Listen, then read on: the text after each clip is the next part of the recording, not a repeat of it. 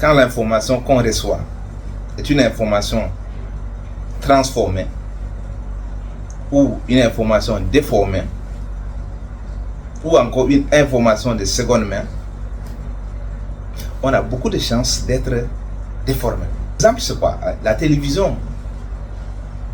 Tous les grands hommes, c'est qu'ils savent ce qu'ils cherchent et ils ne passent pas leur temps à regarder la télévision. L'information à la télévision, c'est une information déformée. On vous explique pourquoi.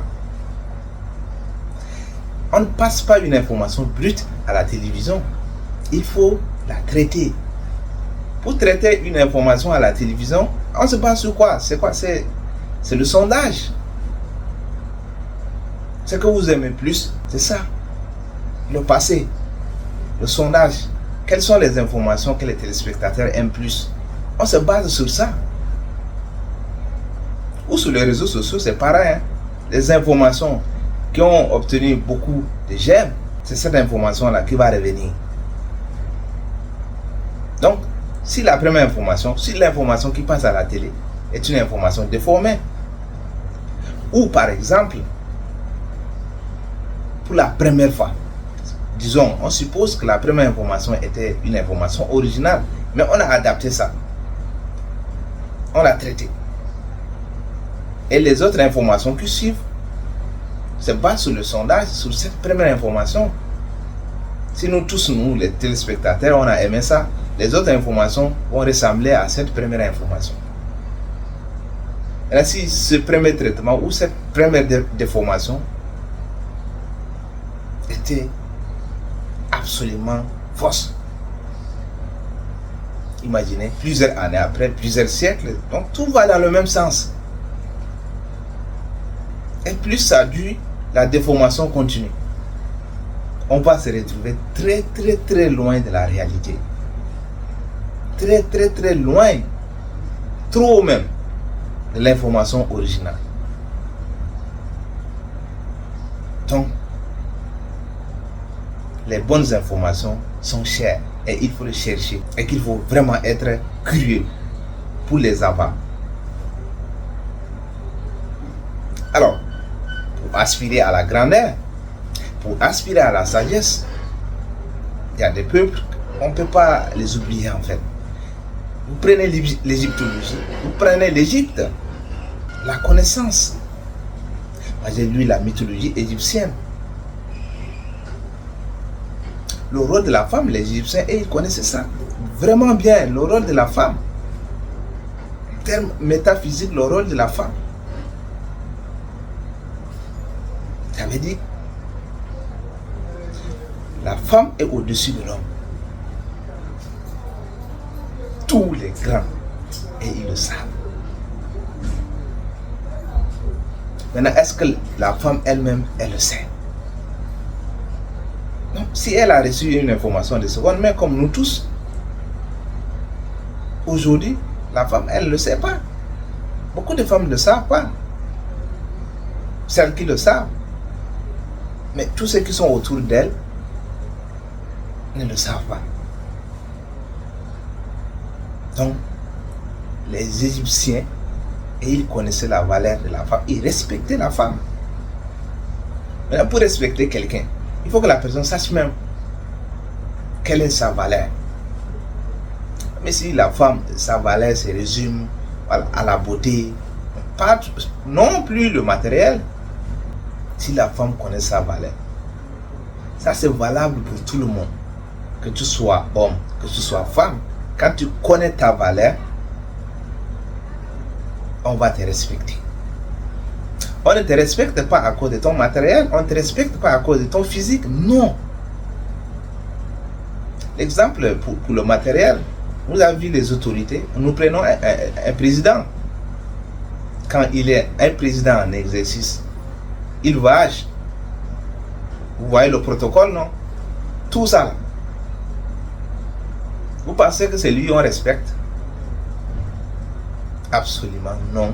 C'est pas le président qu'on respecte. C'est le pays qu'on respecte. C'est son poste on respecte.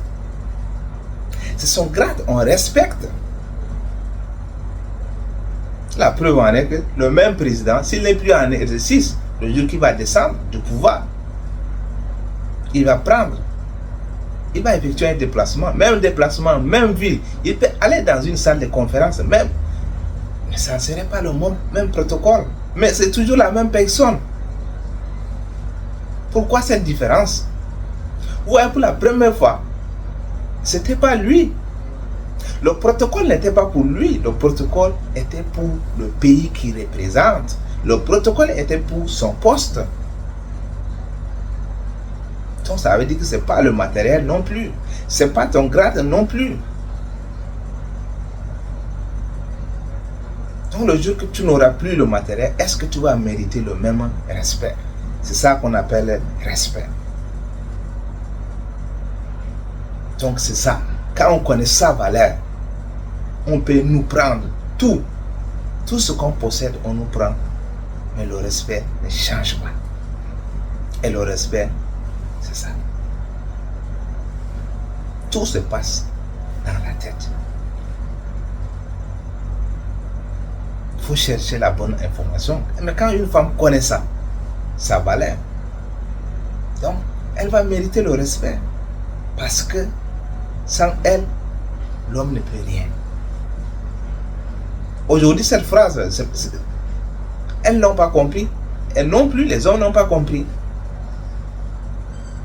Donc, la femme doit chercher plus que ça.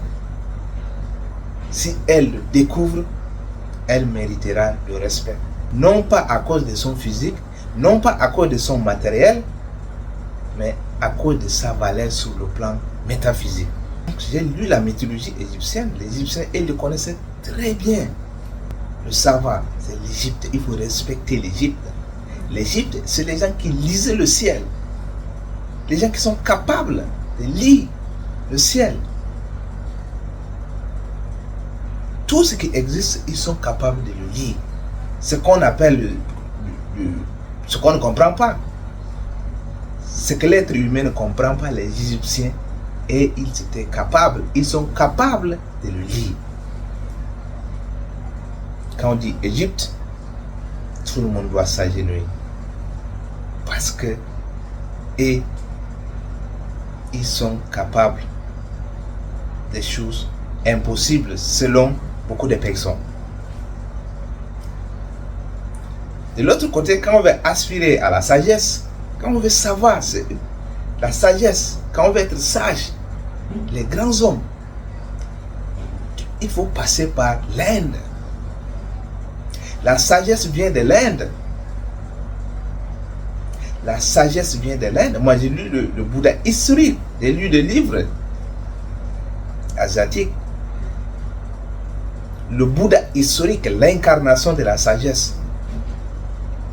Aujourd'hui, les hommes à succès, les grands hommes à succès, ils le connaissent. Les gens qui ont vécu en Europe, en Amérique, au cours de leur développement, au cours de leur curiosité, ils effectuent des déplacements pour aller en Inde. Donc retenez deux choses. La sagesse vient de l'Inde. Le savoir vient de l'Égypte. Ne cherchez pas ailleurs.